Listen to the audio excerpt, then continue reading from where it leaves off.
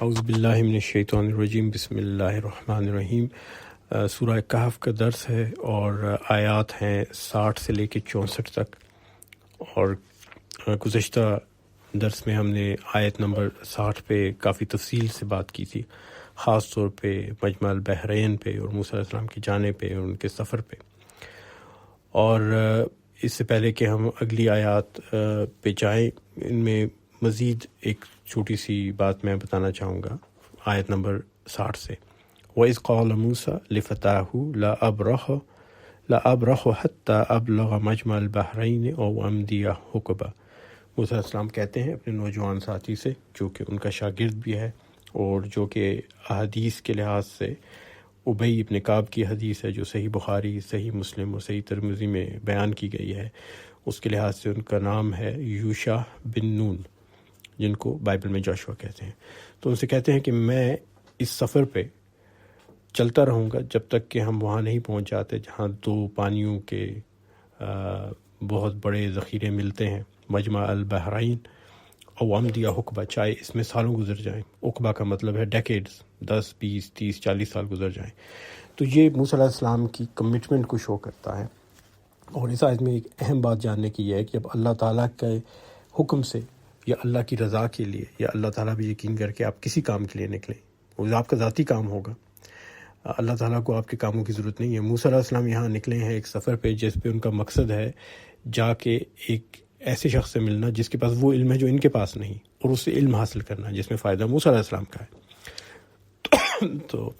تو آپ وقت کی قید سے اپنے آپ کو آزاد کر لیں۔ آپ ایک مقصد پہ ہیں روانہ، اور اس مقصد سے آپ نے ہٹنا نہیں، چاہے کچھ بھی ہو جائے، اور وقت کو اس میں آپ مکمل طور پہ اگنور کر دیں۔ یاد رکھیں کہ زندگی میں کامیابی ان لوگوں کو حاصل ہوتی ہے جو ثابت قدم ہوتے ہیں۔ مثلا میں آپ کو ایک چھوٹی سی مثال دوں۔ بظاہر لوگ یہ سمجھتے ہیں کہ محمد بن قاسم نے سندھ فتح کر لیا اور طارق بن زیاد نے ہسپانیہ فتح کر لیا، لیکن وہ یہ نہیں جانتے کہ پہلے حملے میں طارق بن زیاد بری طرح سے شکست کھایا، اور سندھ پر پہلے 2 حملے جو ہوئے وہ دونوں ناکام ہوئے۔ اسی طرح باقی کامیاب لوگوں کی زندگی کے اگر واقعات اٹھا کے دیکھیں تو آپ کو پتہ چلے گا کہ ہم ان کی کامیابی کو یاد رکھتے ہیں، لیکن اس کامیابی سے پہلے بہت بڑی سٹرگل، بہت بڑا محنت کا ایک دور گزرا ہوتا ہے، اس کے بعد اللہ تعالیٰ نے کامیابی عطا فرماتا ہے۔ اور موسیٰ علیہ السلام اس بات کو سمجھتے ہیں اور جانتے ہیں، اور یہ بھی جانتے ہیں کہ نتیجہ اللہ کے ہاتھ میں ہے، انسان کا مقصد صرف اور صرف محنت کرنا ہے۔ قیامت کے دن اللہ تعالیٰ ہم سے یہ سوال نہیں کرے گا کہ تمہاری محنت کا کیا نتیجہ نکلا، سوال یہ ہوگا کہ تم نے کتنی محنت کی، تم نے کتنا عمل کیا، تم نے کتنا ایفرٹ کیا۔ تو اگر آپ نے زندگی میں بہت محنت کی ہے اور آپ کا مقصد فرض کیجئے کہ ایک بیماری کا علاج دریافت کرنا تھا، لیکن وہ آپ نہیں کر پائے، تو اللہ تعالیٰ نے اس کا آپ کی سزا نہیں دینی، کیونکہ شفا اللہ کے ہاتھ میں۔ آپ ایک مریض کے ساتھ محنت کرتے ہیں، ایک مریض کا علاج کرتے ہیں، لیکن وہ شفا یاب نہیں ہوتا، تو یہ آپ کے ہاتھ سے باہر ہے۔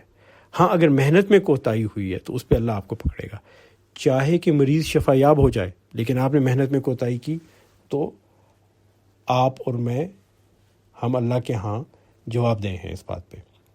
تو موسیٰ علیہ السلام یہی بتانا چاہتے ہیں اپنے شاگرد کو، وہ ساتھ ساتھ اس کو سکھا بھی رہے ہیں اور پڑھا بھی رہے ہیں کہ چاہے ڈیکیڈز گزر جائیں، چاہے سالوں کے سال گزر جائیں، اس سفر پہ ہم چلتے رہیں گے جب تک کہ ہم وہاں نہیں پہنچ جاتے جہاں اس شخص سے ملنا ہے جس کے پاس خاص علم ہے۔ اور فتح کا جو لفظ ہے، اس کی ایک اور تشریح آپ کو بتا دوں کہ لفظ فتویٰ فتح سے ملتا جلتا ہے۔ فتویٰ سے مراد ہے فیصلہ دینا، اور فتح کا مطلب ہے ایک ایسا شخص، جو ایک ایسا انسان جو عمر کے اس حصے میں پہنچ گیا ہو جہاں وہ فیصلہ خود کر سکتا ہو۔ ہمارے یہاں اس کو بلوغت کہتے ہیں۔ مثلا 18 سال سے اوپر آپ ووٹ کر سکتے ہیں، 18 سال سے اوپر آپ گاڑی خرید سکتے ہیں، گاڑی چلا سکتے ہیں، آپ ٹرانزیکشنز کر سکتے ہیں، مکان کی، زمین کی، جائیداد کی، آپ بالغ ہو جاتے ہیں، آپ فتح ہو جاتے ہیں۔ تو اس سے ہمیں پتہ چلتا ہے کہ یوشع بن نون اس وقت عمر کے اس حصے میں تھے جہاں وہ ایک بالغ اور فیصلہ کرنے کے قابل شخص تھے۔ تو اگلی آیت کہتی ہے فَلَمَّا بَلَغَ مَجْمَعَ بَيْنَهُمَا نَسِيَ حُوتَهُمَا فَاتَّخَذَ سَبِيلَهُ فِي الْبَحْرِ سَرَبًا۔ اب یہاں پہ اچانک ذکر آ گیا مچھلی کا، کہ جب وہ وہاں پہ پہنچے جہاں پہ 2 پانیوں کے ذخیرے مل رہے تھے، بَلَغَ مَجْمَعَ نسیا حوتہما، تو دونوں مچھلی کو بھول گئے۔ اب یہ مچھلی کہاں سے آ گئی؟ تو حدیث شریف میں آتا ہے کہ جب موسیٰ علیہ السلام سفر پہ نکلے تو اللہ تعالیٰ نے انہیں کہا کہ اپنے ساتھ ایک ٹوکری میں کچھ مچھلی ڈال کے لے جاؤ، اور جب یہ مچھلی غائب ہو جائے تو سمجھو کہ وہ جگہ آ گئی جہاں تم اس شخص کو ملو گے جس سے تم نے علم حاصل کرنا ہے۔ اب مچھلی ایک ایسا خوراک کا ذریعہ ہے جو بہت جلدی خراب ہو جاتی ہے، اگر آپ ساتھ لے کے چلیں چند گھنٹوں میں خراب ہونا شروع ہو جاتی ہے۔ تو حدیث میں یہ آتا ہے کہ وہ مچھلی جو تھی وہ اس کو نمک لگایا گیا تھا، اسے محفوظ کیا گیا تھا، اور کچھ روایات میں یہ بھی آتا ہے کہ وہ پکا کے محفوظ کی گئی تھی۔ تو جب وہ دونوں اس جگہ پہنچے جہاں مجمع البحرین تھا، جہاں دو پانی کے ذخیرے ملتے تھے، تو وہاں پر وہ مچھلی کو بھول گئے، دونوں بھول گئے۔ لفظ آتا ہے نسیاہما، دونوں بھول گئے۔ فاتخذ سبیلہ فی البحر سربا، اور وہ جو مچھلی تھی اس نے ایک عجیب سا رستہ اختیار کیا، سبیل اختیار کی، ایک رستہ، ایک ٹنل سی بنا لی، اور اس ٹنل کے ذریعے وہ سیدھی پانی میں چلے گئی۔ سربا، سرب کا مطلب جو ہے سراب سے ہے، جس کا مطلب ہے کہ دیکھنے میں کوئی ایسی چیز جو حقیقت نہ رکھتی ہو، ایلوژن، آپ کو نظر کا دھوکہ جیسے ہوتا ہے، سراب جسے کہتے ہیں۔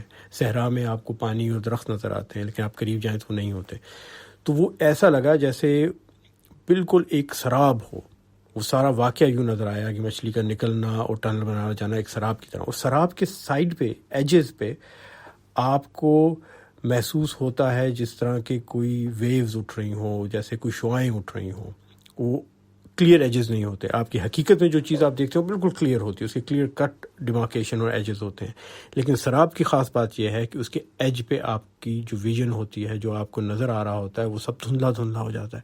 تو وہ مچھلی ایسے نکلی اس ٹوکری میں سے اور ایک ٹنل بنا کے، ایک سرنگ بنا کے سیدھی پانی میں گئی کہ وہ سارا منظر یوں لگ رہا تھا جیسے کہ کوئی سراب ہو، اس کے دھندلا دھندلا سا منظر دکھائی دے رہا تھا، بالکل صاف واضح نظر نہیں آ رہا تھا۔ اب دونوں کے سامنے یہ ہوا، اور دونوں اس وقت سو کے اٹھے تھے کیونکہ وہ بہت لمبا سفر کر کے وہاں تھکے ہوئے پہنچے تھے۔ تو ممکن ہے کہ یوشع ابن نون جو ہے، انہوں نے جب یہ دیکھا تو ان کو یہ لگا کہ سونے کے بعد اٹھ کے اچانک جیسے نظر کا دھوکہ ہوتا ہے، تو یہ نظر کا دھوکہ ہے، اور حقیقت میں ایسا ہوا نہیں۔ فلما جاوزا، جب وہاں سے وہ آگے چلے اور کافی سفر کر چکے، قال، موسیٰ علیہ السلام نے کہا، لفتاہ، اپنے نوجوان شاگرد سے، آتنا غداءنا، ہمیں ہماری ذرا غذا دو، کھانا دو۔ لقد لقینا من سفرنا ھذا نصبا، کہ بے شک اس سفر میں ہم بہت زیادہ تھک گئے۔ اور موسیٰ علیہ السلام بڑے جیدار بندے تھے، بڑے فزیکلی فٹ انسان تھے، وہ جلدی تھکا نہیں کرتے تھے۔ تو لگتا ہے کہ اس دن وہ بہت ہی کوئی لمبا سفر کیا تھا اور وہ انتہائی تھک گئے تھے۔ اور وہ اب اپنے اس کو کہتے ہیں نوجوان شاگرد کو کہ کھانا دو کہ بہت سخت بھوک لگی ہے۔ اور مزے کی بات یہ کہ وہ ٹوکری دونوں بھول آئے ہیں، مچھلی والی ٹوکری دونوں بھول آئے، کسی کو یاد نہیں رہا کہ وہ جہاں رکے تھے وہاں پہ اس ٹوکری کو چھوڑ کے آ گئے ہیں۔ اور اس کے بعد جو ہوا واقعہ وہ موسیٰ علیہ السلام کو بھی یاد نہیں، اور صرف یوشع بن نون کو یاد ہے۔ قال، یوشع بن نون کہتے ہیں، ارأیت اذ اوینا الی الصخرۃ فانی نسیت الحوت، آپ نے دیکھا یا آپ یقین کریں کہ جب ہم وہاں رکے الی الصخرۃ، ایک بہت بڑی چٹان کے پاس آرام کرنے کے لیے، فانی نسیت الحوت، ہم مچھلی کو بھول گئے، میں مچھلی کو بھول گیا۔ فانی، وہ اپنا کہہ رہے ہیں کہ میں تو مچھلی بھول گیا، میں تو اس کی وہ ٹوکری وہیں پہ بھول گیا۔ وما انسیناہ الا الشیطان، اور یہ جو بھولا ہوں میں، یہ شیطان کی وجہ سے ہوا، شیطان نے مجھے بلایا، ان اذکرہ، کہ میں اس کا آپ سے ذکر بھی نہیں کر سکا کہ وہ ٹوکری تو ہم وہیں چھوڑ آئے، حالانکہ میرے سامنے تھا کہ ٹوکری پڑی اور ہم نکل آئے، ذہن میں آیا بھی لیکن آپ کو بتانا بھول گیا۔ واتخذ سبیلہ فی البحر عجبا، اور وہ مچھلی جو ہے وہ تو ایک عجیب سی سبیل اور رستہ اور سرنگ بنا کے پانی میں چلی گئی، بڑے عجیب طریقے سے۔ اب یہاں پہ ایک اہم بات یہ ہے کہ وہ اس کو کہتے ہیں قال ارأیت، وہ یوشع بن نون کہتے ہیں کیا آپ نے دیکھا نہیں؟ تو موسیٰ علیہ السلام تو ایسے کہہ رہے ہیں جیسے موسیٰ علیہ السلام نے وہ واقعہ دیکھا ہو۔ تو لگتا یوں ہے کہ دونوں نیند سے اٹھے، یوشع ابن نون نے دیکھا کہ مچھلی جو ہے وہ ٹوکری میں سے نکل رہی ہے، سرنگ بنا کے پانی کے اوپر جا رہی ہے، اور موسیٰ علیہ السلام بھی اس وقت پانی کی طرف کہیں دیکھ رہے تھے۔ تو یوشع ابن نون نے دیکھا کہ پانی کے اوپر وہ ایسے تیرتی ہوئی جا رہی ہے، لگ رہا یوں ہے کہ مچھلی یہاں ٹوکری سے نکل کے وہاں چلی گئی. تو وہ سمجھے کہ موسیٰ علیہ السلام نے بھی یہ منظر دیکھا، بولے کچھ نہیں، تو یہ بھی چپ رہے کہ یہ نظر کا دھوکہ ہی ہے. بہت زیادہ گرمی میں، بہت زیادہ ہیٹ میں، صحرا میں سراب اکثر نظر آتے ہیں، تو وہ بھی اس کو سراب سمجھے. اور لفظ سرابہ بھی استعمال ہوا ہے، وہ سمجھے سراب ہے. موسیٰ علیہ السلام نے بھی یہ سراب دیکھا، وہ بھی کچھ نہیں بولے، میں بھی نہیں بولتا. لیکن آگے چل کے ان کو احساس ہوا، جب موسیٰ علیہ السلام نے پوچھا کہ کھانا کہاں ہے، مچھلی کہاں ہے، تو ان کو احساس ہوا کہ اوہ یہ تو صرف میں نے دیکھا واقعہ، ان کو تو وہ پورا واقعہ نظر نہیں آیا، تو وہ ان کا بیان کر رہے ہیں. قال، تو موسیٰ علیہ السلام کہتے ہیں ذالک ما کنا نبغی، یہی تو وہ جگہ ہے جو ہم ڈھونڈ رہے تھے. اللہ تعالیٰ نے کہا تھا جب مچھلی غائب ہو جائے. تو شروع میں تو یہ ذہن میں آیا کہ شاید جب مچھلی ختم ہو جائے گی تو غائب ہو جائے گی، تو اس جگہ جا کے اس بندے سے ملاقات ہوگی. لیکن یہ تو سچ مچ ساری کی ساری مچھلی کھائے بغیر ہی غائب ہوگی. فرتد علی آثارہما قصصا، تو وہ واپس پلٹے اور اپنے قدموں کے نشان دیکھتے ہوئے ایک ایک قدم واپس جانے لگے، بڑی احتیاط سے کہ ہم واپس اسی جگہ جائیں، کہیں بھٹک نہ جائیں، کہیں اور نہ چلے جائیں. تو دو چیزیں یہاں آپ کو بتا دوں. ایک تو یہ کہ پہلے ذہن میں یہ سوال آتا ہے کہ جب وہ پہنچ گئے تھے مجمع البحرین میں، جہاں دو پانی کا ملاپ ہو رہا تھا، تو پھر اس سے آگے جانے کا کیا تک بنتی؟ وہاں مل جانا چاہیے تھا خضر علیہ السلام کو. تو مجمع البحرین جہاں دو سمندر ملے، وہ کئی سو میل پہ واقع ہوتا ہے. ضروری نہیں کہ وہ دو سمندر ایک چھوٹی سی جگہ پہ 10-1200-200 میٹر کے ایریا میں آ کے ملتے ہیں. پانیوں کا ملاپ جہاں ہوتا ہے تو کئی سو میٹر تک چلتا رہتا ہے ملاپ، اور اس لیے وہ سفر کیے جا رہے تھے اس مجمع البحرین کے ساتھ ساتھ کہ کہاں جا کے ملیں گے. دوسری چیز جو ہے وہ بتانے کی یہ ہے کہ اللہ تعالیٰ نے شروع میں ہی ایک ایسا واقعہ کر کے دکھا دیا موسیٰ علیہ السلام کو اور یوشع ابن نون کو کہ وہ حیرت میں پڑ گئے کہ ایک مردہ چیز زندہ ہو گئی اور وہ پانی میں چلی گئی اور پانی کے اوپر تیرنا شروع کر دیا، پانی کے اوپر وہ جانے لگی. اب یہ اللہ تعالیٰ کی طرف سے ایک وارننگ بھی تھی کہ آگے بھی کیسے محیر العقول واقعات ہونے والے ہیں جن کی آپ کو سمجھ نہیں.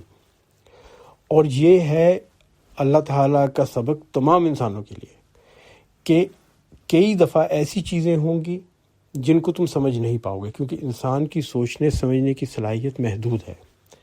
اللہ تعالیٰ کا علم بہت وسیع ہے، دنیا کے اندر واقعات بہت وسیع ہیں، اور زندہ کا مردہ ہونا، مردہ کا زندہ ہونا، اس میں کئی ایسے درجے اور ایسے ایسپیکٹس ہیں جن کو عام انسان نہیں سمجھ پاتا. انسانی سوچ سے آگے کی ہیں یہ چیزیں. تو اللہ تعالیٰ نے شروع میں ان کو ایک ایسی چیز دکھا دی جس کے بعد وہ ذہنی طور پہ تیار ہو جائیں کہ آگے کس قسم کے معاملات پیش آنے والے ہیں. یہاں یہ بھی بتا دوں کہ بہت ساری کہانیاں اور قصے بن گئے اس وجہ سے کہ لوگوں نے کہا کہ مجمع البحرین ہے، دو پانی مل رہے ہیں اور یہاں پہ مردہ چیز زندہ ہو رہی ہے، تو یہاں پہ چشمہ آب حیات ہے. اور یہ چشمہ آب حیات کے قصے بہت پرانے ہیں، یہ قصے اسلام سے بھی پہلے کے ہیں، اور ہزاروں سال پہلے انسانوں میں یہ تصور پایا جاتا تھا کہ ایسا پانی ہے جسے پینے سے ہمیشہ کی صحت اور زندگی حاصل کی جا سکتی ہے. تو وہ چشمہ آب حیات کے تصور میں لوگوں نے اس کہانی کو اس کے ساتھ ملا لیا اور کہا کہ یقیناً یہاں چشمہ آب حیات ہوگا. اگر چشمہ آب حیات ہے تو خضر علیہ السلام اس کی نگرانی کر رہے ہوں گے. اگر وہ نگرانی کر رہے تھے تو انہوں نے پانی پیا بھی ہوگا، اور اگر پانی پیا ہے تو ہمیشہ کے لیے زندہ ہوں گے. لیکن ان واقعات کا قرآن سے اور حدیث سے کوئی تعلق نہیں، اسلام سے کوئی تعلق نہیں. اللہ تعالیٰ جب چاہے جس کو چاہے زندہ کر دے، جس کو چاہے مردہ کر دے. عیسیٰ علیہ السلام کی معجزوں میں یہ معجزہ ہے کہ انہوں نے مردوں کو زندہ کیا، اس میں کسی چشمہ آب حیات کی ضرورت نہیں تھی. اور اسی طرح اس معاملے میں بھی اللہ تعالیٰ نے مردہ مچھلی کو زندہ کر دیا، وہ حرکت میں آئی اور پانی میں چلی گئی. اس کا کوئی ایسا مطلب نہیں کہ جہاں وہ گئے تھے وہاں کوئی آب حیات کا چشمہ پایا جاتا تھا. انشاءاللہ کل ہم مزید آگے ذکر کریں گے موسیٰ علیہ السلام اور خضر علیہ السلام کی ملاقات کا، اور اس ملاقات میں کیا باتیں ہوئیں. حدیث میں ان کی کافی تفصیلات آتی ہیں، اور اس کے بعد پھر انشاءاللہ ان کا سفر شروع ہوگا موسیٰ علیہ السلام کا خضر علیہ السلام کے ساتھ. تو انشاءاللہ کل تک کے لیے اجازت دیں اور دعاؤں میں یاد رکھیں. شکریہ. السلام علیکم.